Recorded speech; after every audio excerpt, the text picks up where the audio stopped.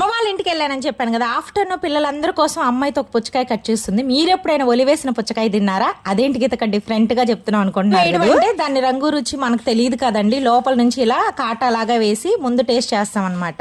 అయితే పుచ్చకాయకి నాకు ఒక స్వీట్ మెమరీ ఉంది. ఇప్పుడు మేము ముగ్గురు ఇంకా మా మావయ్య పిల్లలు అందరం కలిసి మా అమ్మమ్మ మా తాతయ్య వాళ్ళని డబ్బులు అడిగే వాళ్ళం. వాళ్ళు 1 రూపీ కన్నా ఎక్కువ ఇచ్చేవాళ్ళు కదా, ఆ 1 రూపీకి కూడా పుచ్చకాయలు వచ్చేటి అనమాట.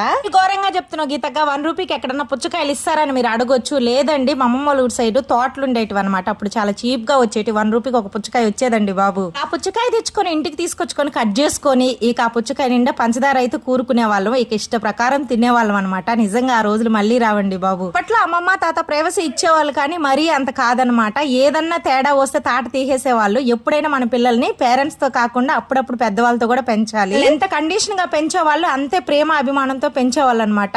నాకైతే నిజంగా చెప్తున్నప్పుడు రోజులు మళ్ళీ గుర్తుకొస్తాయి ఇలాంటివి చూసినప్పుడు. చిన్నప్పుడు మెమరీస్ గుర్తుంటే కామెంట్ చేసి వీడియో నచ్చితే లైక్ చేయండి.